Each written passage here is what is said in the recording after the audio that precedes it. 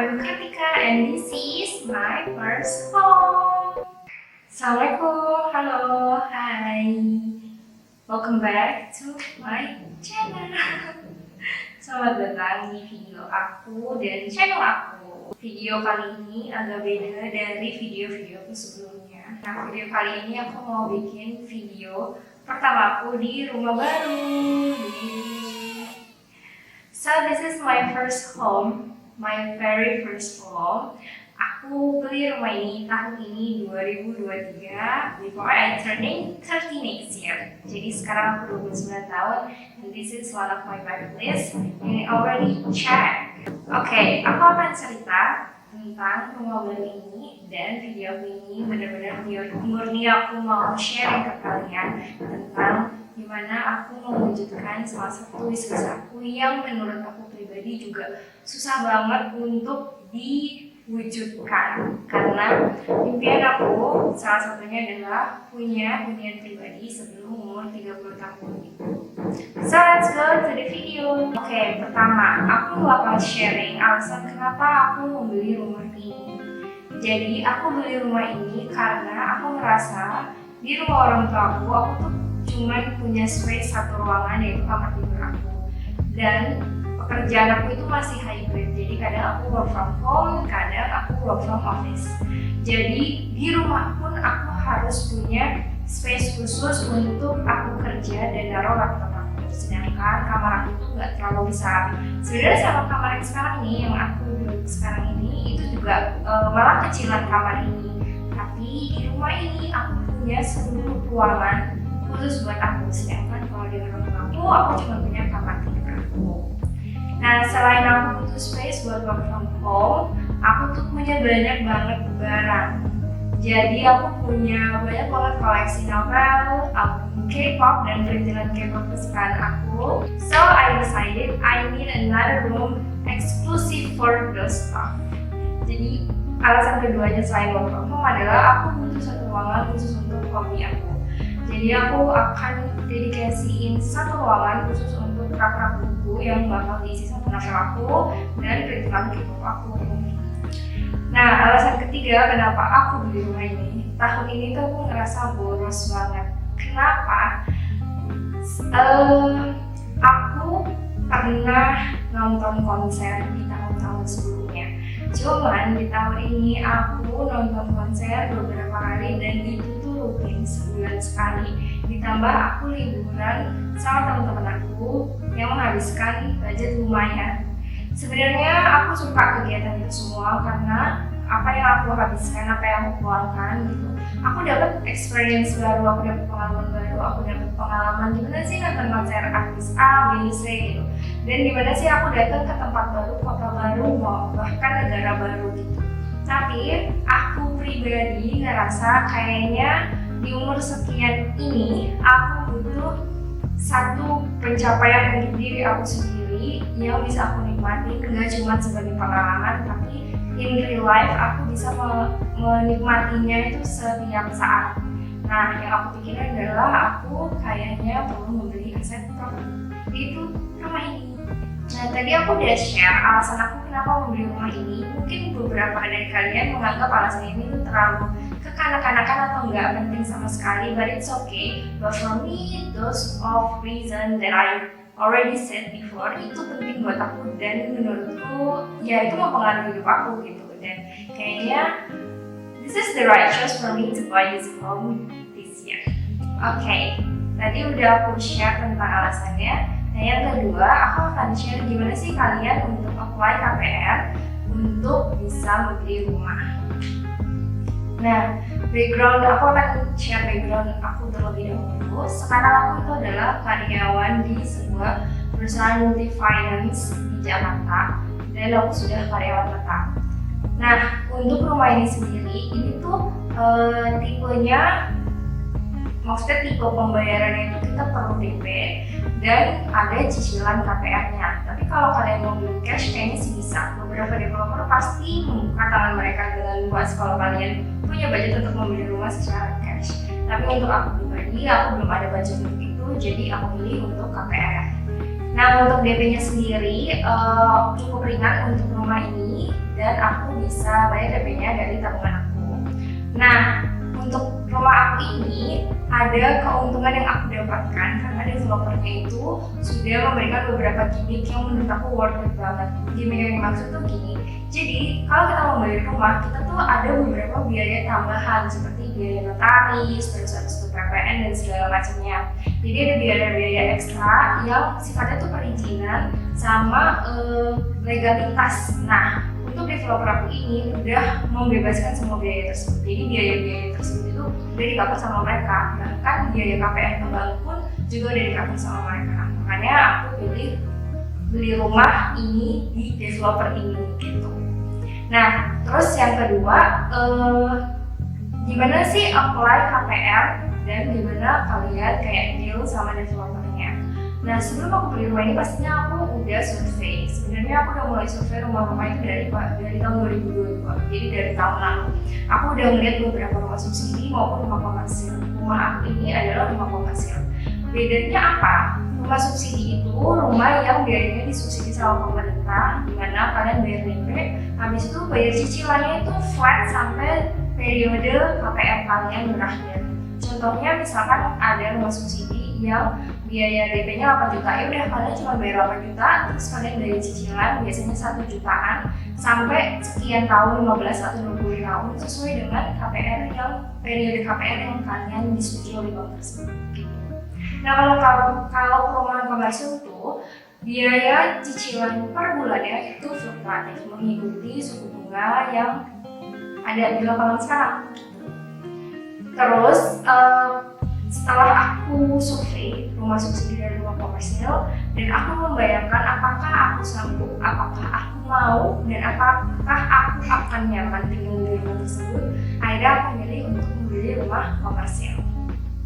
Nah, setelah cek beberapa lokasi, aku lebih serap sama lokasi ini karena beberapa lokasi yang aku survei sebelumnya itu letaknya setelah rel kereta api. Jadi kalau aku mau mengakses rumah yang aku survei itu, aku harus melewati pintu rel. Sebenarnya pintu relnya nggak ada masalah, tapi macetnya yang menjadi masalah. Karena di Bekasi ini, Federico, aku tinggal di Bekasi, pintu-pintu rel itu nggak pernah selebar itu. Sekalipun selebar itu ada di jalan yang memang super sibuk. Jadi walaupun lebar, tetap aja loh dari pengendara motor ataupun mobil itu juga banyak, jadi pasti macet. Nah, setelah aku survei rumah ini di awal tahun 2023, terus aku langsung serap dan aku bilang ke orang tua aku kalau aku mau beli rumah. Setelah dapat izin sama orang tua aku, mereka juga ikut survei dan melihat kualitas bangunannya cukup bagus, lingkungannya juga oke, dan jaraknya sebenarnya nggak terlalu jauh daripada rumah orang tua aku. Jadi aku disetujuin dan dibantu sama orang tua aku untuk ngomong ke developernya kalau aku mau ngambil rumah di perumahan ini. Nah, setelah dapat izin semuanya, setelah survei dan izin dari orang tua aku hubungi developernya dan aku bilang aku mau DP untuk rumah ini. Nah, pas perumahan ini baru dibangun, jadi perumahan ini juga sebenarnya bukan perumahan sih, lebih ke klaster, jadi nggak banyak rumahnya.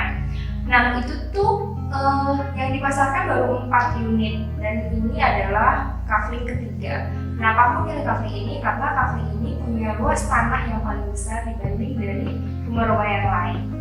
Walaupun memang luas bangunannya sendiri, ya sama aja sama rumah-rumah yang lain gitu. Nah, pas developernya udah ketemu, terus aku DP ke mereka, aku diinfokan beberapa surat yang diperlukan untuk daftar KPR. Karena aku udah ngomong dari awal, kalau misalkan aku akan KPR. Terus developerku ini kerjasama sama beberapa bank. Kalau nggak salah ada 2 bank, yang pertama BRI, yang kedua BSI. Nah, mereka yang akan bantu aku ngasih berkas-berkas aku tadi ke bank tersebut untuk dianalis apakah aku bisa ngambil KPR di bank mereka. Terus syarat KPR apa aja sih? Nah, ini juga yang aku lumayan buta sebelumnya, terus akhirnya aku cari-cari. Ternyata syarat untuk pengajuan KPR sebenarnya nggak terlalu ribet. Cuman memang kita butuh energi untuk mengumpulkan berkas-berkas tersebut. Tapi syarat yang pertama banget adalah kalau kalian wirausaha, sesungguhnya aku nggak tahu. Jadi kalau kalian wirausahawan, maaf banget video ini kayaknya nggak cukup informatif, tapi kalau kalian karyawan di sebuah perusahaan, mungkin info dari aku akan membantu. Yang pertama, kalau kalian karyawan, pastikan kalian sudah karyawan tetap. Nah, kenapa? Karena untuk mengajar KPR, kalian perlu surat informasi bahwa kalian itu adalah karyawan tetap di perusahaan tempat kalian kerja. Nah, yang kedua adalah gaji. Gaji di sini tuh kalian jangan kebayang, oh gajinya harus 2 digit, harus 3 digit, harus berapa digit. Enggak. Jadi gaji yang maksud ini adalah besaran gaji kalian dengan jumlah iuran atau pembayaran KPR tiap bulan itu tuh harus seimbang. Maksudnya gimana? Kalau nggak salah, gaji kalian itu minimal 2 kali atau 3 kali dari jumlah KPR per bulannya. Jadi kalau misalkan cicilan per bulannya adalah 2 juta, berarti gaji kalian minimal untuk 4 juta ke atas, kayak gitu. Nah, setelah kalian tetap terus gaji, kalian juga perlu mengamankan beberapa surat seperti kalau aku sendiri belum nikah, jadi aku pasti dimintain surat keterangan belum nikah. Kalau kalian udah nikah, kalian dimintain surat keterangan sudah nikah, fotokopi buku nikah kalian dan pasangan sebagai bukti kalau misalkan ya kalian ini sudah menikah. Jadi mereka tuh bisa mereview atau menganalisis gimana sih pengeluaran kalian dengan gaji sepasang suami istri ini gitu. Selanjutnya ada tapi rekening koran atau rekening dari bank 3 bulan terakhir dari tabungan kalian. Bukan tabungan sih, tapi lebih ke rekening yang sering kalian pakai kayak gitu. Sejauh ini aku cuma dimintain surat-surat itu, terus ya udah langsung dikasih ke banknya melalui developer aku. Gak berapa lama dari situ ada 2 bank yang menghubungin aku, BRI dan BSI. Ada sih beberapa pertanyaan yang mereka butuhkan juga, termasuk survei. Jadi mereka itu survei ke kantor aku supaya bukti bahwa aku beneran ngantor di situ, pegawai di situ. Jadi bukan bohongan maupun gitu. Karena kenapa tadi kita dimintain surat keterangan karyawan tetap, gaji dan benar-benar di situ supaya meyakinkan bahwa kita tuh bisa membayar cicilan kita nantinya. Gitu. Nah, setelah proses memberi berkas dan segala macam, di akhirnya mereka akan offering ke kita berapa yang mereka setujui untuk KPR kita, kayak berapa plafon yang mereka akan bantu bayar dan berapa cicilan yang akan kita bayar ke bank tersebut. Nah, ini tuh terserah kalian pilihnya gimana, tergantung kondisi kalian. Nah, kalau aku akhirnya memilih KPR di BSI. Mungkin banyak yang bilang, oh nanti KPR-nya nggak bisa ini itu balik lagi ke kalian. Tapi buat aku pribadi, menurutku KPR yang aku pilih ini cukup aman untuk aku pribadi. Kenapa? Kayak tadi aku bilang, aku ngambil rumah komersil, rumah yang cicilan KPR per bulannya itu akan tergantung bunga yang ada di lapangan sekarang, di kondisi kita sekarang. Nah, kalau di bank lain, bunga itu tuh akan fluktuatif, pasti akan naik, kemungkinan ya adalah tapi kecil untuk turun, dan naiknya itu tergantung dari yang dalam kondisi. Nah, sedangkan bank yang aku pilih BSI ini juga bunganya akan naik setiap beberapa tahun, tapi enaknya aku udah tahu berapa bunga itu akan naik. Jadi aku udah punya bayangan, oh aku harus saving sekian untuk pembayaran cicilan KPR itu di tahun 3 tahun pertama, 5 tahun pertama, sampai 15 tahun. Dan kenapa aku pilih BSI? Karena waktu itu BSI yang ngasih periode KPR paling cepat yaitu 15 tahun. Jadi nggak sampai 20 tahun rumah ini harusnya sudah lunas gitu. Nah, tadi udah biaya KPR dan segala macam. Nah, selanjutnya setelah kalian oke dengan tawaran dari bank tersebut, ya udah kalian tinggal bilang ke bank mana, dan bank yang kalian tolak juga kalian infokan kalau kalian belum ngambil ke bank itu gitu. Setelah itu nanti mereka akan yang bantu urus berkas-berkas yang kurang, lalu akan koordinasi sama pihak developer untuk menentukan tanggal akad kredit. Akad kredit ini kalian menandatangani beberapa surat, dan setelah akad kredit itu rumah kalian bisa dibangun. Kayak waktu aku bangun rumah ini, pas beli rumah ini, pas aku akad kredit ini masih tanah kosong, terus pas aku tanda tangan udah mulai pembangunan fondasi. Nah, setelah akad kredit apa sih yang bisa dilakukan? Selanjutnya adalah nunggu apa? Nunggu rumahnya jadi karena tadi aku bilang rumah rumah yang aku beli ini tuh di cluster, jadi nggak terlalu banyak dan dibangunnya juga bertahap. Menurutku ini cukup cepat, jadi rumah aku tuh dibangun cuma sekitar 4 bulan dan tadi aku udah share. Kalau rumah aku ini rumah yang kecil, luas tanah aku cuma 78 dan luas bangunannya cuma 34. Jadi memang nggak terlalu banyak yang perlu dibangun. Nah setelah rumahnya jadi, kita bisa langsung serah terima kunci. Jadi aku serah terima kunci sekitar di pertengahan bulan Oktober dan setelah serah terima kunci itu ada masih garansi. Garansi ini apa? Jadi kalian harus cek semua bangunan rumah kalian. Kalau misalkan ada yang misalkan catnya ngelupek atau dindingnya retak atau kurang ini kurang itu, nah kalian bisa info ke developer kalian untuk dibenahi. Karena setelah itu udah kalian harus benahi dengan biaya kalian sendiri. Nah ya udah habis serah terima kunci, terserah deh kalian bisa langsung beli rumah kalian atau mau nunggu dulu kayak aku. Nah kenapa aku bilang nunggu dulu kayak kalian lihat sekarang? Aku ada di ruang kamar aku dan mungkin suaranya agak gema karena memang di sini kosong. Jadi rumah aku tuh masih kosong. Ada beberapa barang kayak barang-barang di kamar mandi. Jadi kamar mandi itu udah well function. Aku bisa mandi dan segala macam di kamar mandiku, tapi ruangan lain itu masih kosong. Jadi aku akan menghabiskan waktuku sendiri pelan-pelan, gak perlu buru-buru karena menurut aku ngisi rumah tuh juga tricky. Kenapa sih nih ngisi rumah tuh tricky? Karena kita akan tinggal di rumah itu kan. Jadi kita harus nyaman ada di rumah itu. Sedangkan aku sendiri tuh masih agak ragu gitu loh, konsep apa yang mau aku buat untuk rumah ini gitu. Walaupun rumah ini kecil, tapi di rumah ini tuh ada beberapa ruangan yang aku pribadi kayaknya akan buat berbeda konsepnya. Jadi kayak ruang tamu aku akan aku buat seperti apa, kamar tidur aku akan buat seperti apa, dan kamar depan, kamar pertama itu yang aku bilang akan buat ruang hobi aku itu juga akan aku dekor beda lagi gitu.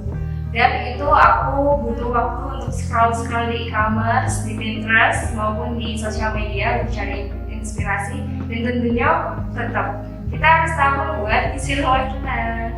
Nah, yang selanjutnya biaya-biaya apa lagi yang dibutuhkan? Tadi pertama aku bilang kalau developer aku itu sebenarnya udah mengcover semua biaya kan, tapi sesungguhnya masih ada biaya tambahan yang masih perlu kita keluarkan.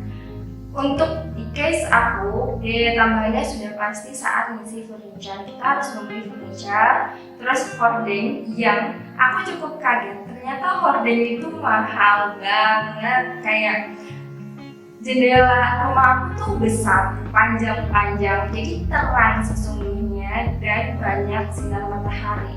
Tapi berarti kita membutuhkan hordeng yang lebih besar dan ternyata itu harganya nggak murah.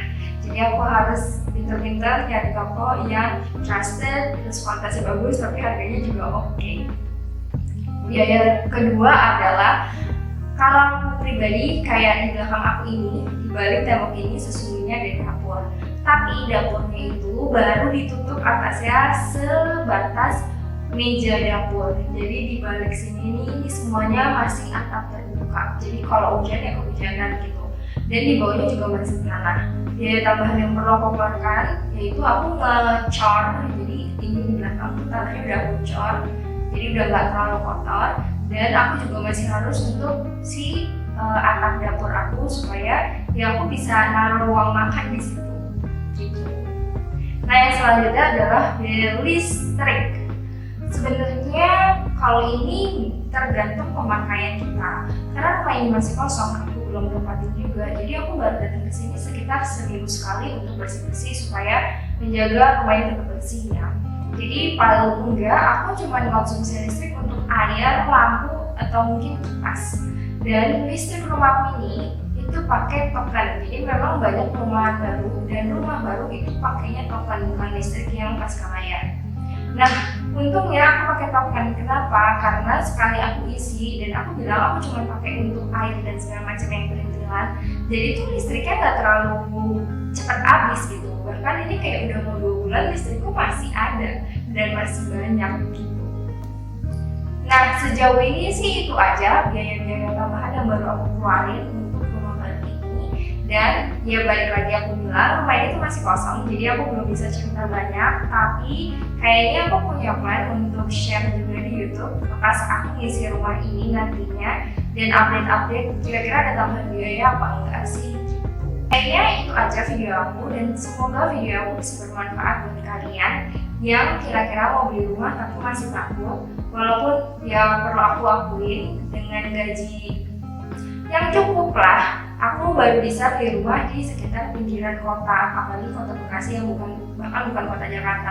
Tapi menurut aku dari segi akses, kualitas bangunan, terus bentuk bangunan dan harganya ini worth it banget buat aku dan masih bisa menunjang kehidupan aku. Jadi buat kalian yang memang masih maju mundur, gak apa-apa banget kalian survei sebanyak-banyaknya, dan jangan ragu pas kalian yakin untuk beli rumah. Karena menurut aku gak selamanya kita bisa tinggal di rumah, dan aku pribadi cukup di rumah keluarga maksudnya.